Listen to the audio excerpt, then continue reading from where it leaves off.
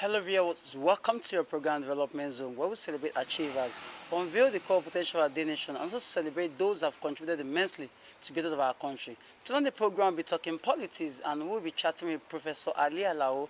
He is the APC chieftain. We'll be unveiling to us why Nigerians need to vote for Ashwaju Bola Ahmed Tinubu as the next president of this country and what he has in stock for the nation once he emerges the Republic of Nigeria. Sit back, relax. I'll be right back.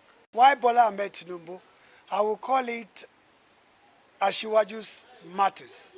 Why Ashiwaju matters? Nigeria is at crossroad, whereby another 4 years is here, whereby we need to select our legislators from president to senators, House of Rep, and House of Assembly nationwide. Why Tinubu? We have a lot of economic uncertainty. They are really peculiar to Nigeria, but this is a man that has a blueprint. He has done it before.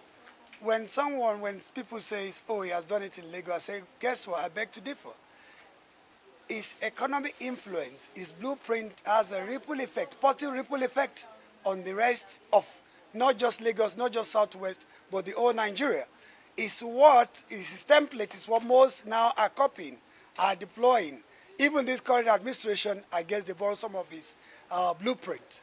That's why it matters. Nigeria need him now more than ever.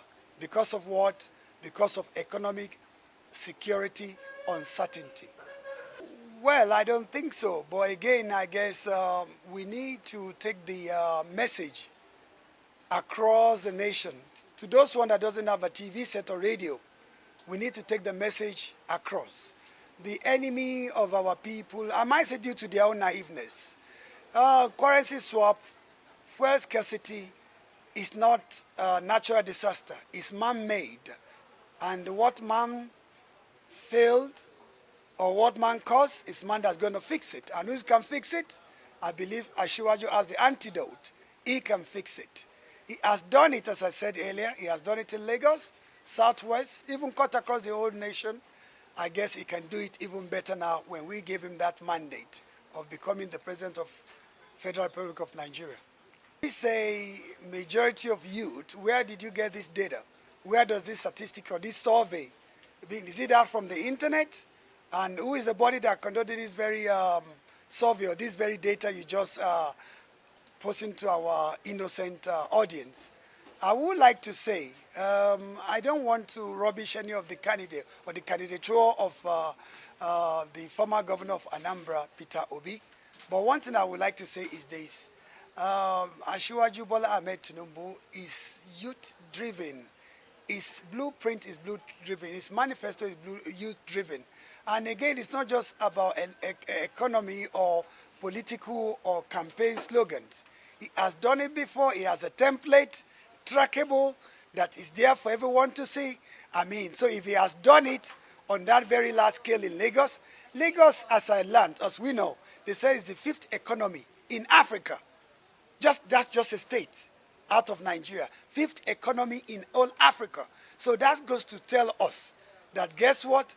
If he can do this on that very level, only time will tell, which I believe the time is when we go in mass and vote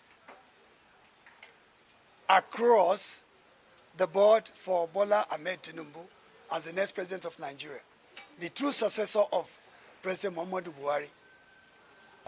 Again, I won't like to kind of like question their competency, but one thing I can say is like we are comparing. It's like similitude between the sky and the heart, which is not comparable. I mean, let's look at the antecedent of these men, even those ones you are not on your list, because they are not the only contestants or participants in this. There are loads of them that has name. People like Kwankwaso, he has a name, and others, which I can, because of the time constraint, I can't go to the list. Why this will be? We've been hearing this, we're all today technology or computer savvy. Everybody clamoring to what is happening in social media. Social media is not where the poll is going to take place. It's going to take at the polling booths in different constituency.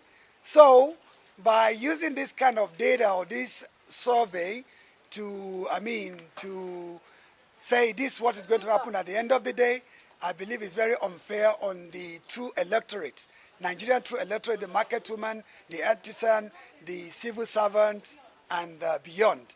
So I will say, in my own opinion, which I believe large numbers of Nigerians share my view, it would be very unfortunate just to box this thing between the three gladiators. It's far beyond.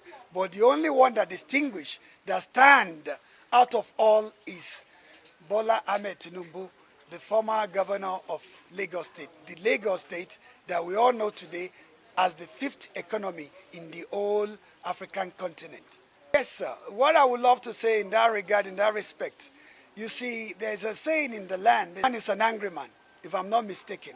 Why people, mainly, let's say the youth, be it from the north, from the south, even from the middle belt of Nigeria, why are they into life of crime? Is because of joblessness, hopelessness, lack of education, lack of something to rely on. This is a man, the same very bit technology they are using to perpetrate all this crime, all this menace, it can be a cause of good, i.e., we're all hearing about the fintech, financial technology. How can this be deployed? This can trickle down.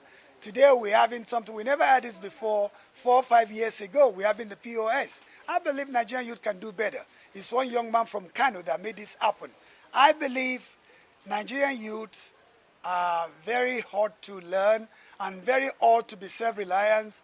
Only what they need is to give them the right tools. Even those one at the last place, village in Unguru or Kafanchao, thereabout, they have a lot they can offer the country. Those one, as he said in one of the campaign, he said those one carrying guns, they might end up carrying what? Let me just say their hoes and cutlasses, but it can't be beyond that. They might be carrying their tractors. They might be carrying their bulldozer. They might be carrying their manure, going to farming, agriculture. I believe what some people are seeing as our detriment is our advantage. We have a population of, let's say, 200 million swollen. So, and 70% or beyond are youth. And again, I believe this youth, this can be turned to our own advantage. We will call this agricultural revolution in Nigeria. We can't just pride ourselves on all these mineral resources that God has endowed us with, be it oil and gas that we've been having for almost 7 decades now. But again, we cannot rely on this. Let's take, for instance, all those small Gulf states like Qatar, Kuwait, Bahrain, Oman, and Emirates. Emirates, to be specific. They don't rely on their oil and gas. It's just one of the things. From a desert turn to oasis, whereby they now turn into what? Tourism. They're even encouraging bringing business, trade, and commerce, fintech, as I mentioned earlier on, to their country. Why can't we do it? Why can't we do Silicon Valley of Abuja, of Omuaya in the east? So I believe a lot can be done in Nigeria. This is just the beginning, but we need to put a round peg in the round hole. And right now, as we have, let's forget about all these differences, all this name calling, all these, oh, well, somebody has to be from this place, it has to subscribe to this religious affiliation, or he has to be this person, it has to be of this age, he's fit, he's not fit. It's about the team, it's a teamwork. Mr. President will never do it alone. I've never heard in the history of mankind. Even the kings do go with his cabinet, which we call chiefs. The kingmakers or his chiefs, these are the people that made it happen in any society. Why is it different from ours? Our society here in Nigeria. I believe instead of us getting distracted with all these side comments that bring us nowhere, we should focus. We all know who is capable, who has the right tool, who has a template, who has a blueprint. He has done it before us, not just as we learned, as we know, as we can all see it. It's very broad. No wonder we've been having a lot of foreign investors. They've been coming unannounced, be it from Europe, be it from across the Atlantic. Even those from Asia have joined the train in coming to see the man and saying, well, we wish you well. We can't wait for you to be swearing in so we can really get down to today's business. So Africa, Nigeria is waiting. The whole world is waiting.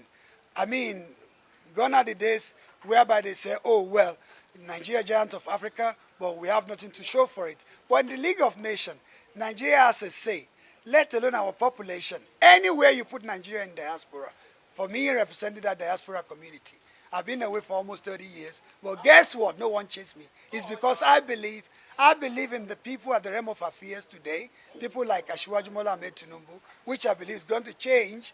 This is our Eldorado. Our Eldorado is not in the West, it's not in the East, it's right here in Africa, and no one other than Nigeria. Home and abroad, my message is this: Nigeria is great, and Nigeria is going to greatness. I mean, there is no country in human hemisphere that hasn't gone through these phases Nigeria is going through. How old is Nigeria to start? Nigeria is just less than 100 years of age. We have to crawl before we walk. We have to walk before we run. So we are going through that process. We are at the crossroad, as I said earlier in my open statement. We have to just be patient. Let's sacrifice. Our sacrifice will never be in vain, as it's really exemplary in our national anthem. The time is now. The time is right. We can all do it together. We should be our brother's keeper. We should truly love our country. We should love our nation. Together we progress. Divided we all, God forbid. God bless you. God bless Federal Republic of Nigeria. Back, like you heard from our guest today, he has outlined reasons why we all need to go out there and vote for Asiwaju Bola Ahmed Tinubu. Also, this is opportunity to all every Nigerians. Please, let's vote. Let's come outside and vote. Let's get our PVC, and let's make sure this election is violence-free. Till I come away again, I'm your host, Joseph Bolijo Uzuakwondo. Bye for now.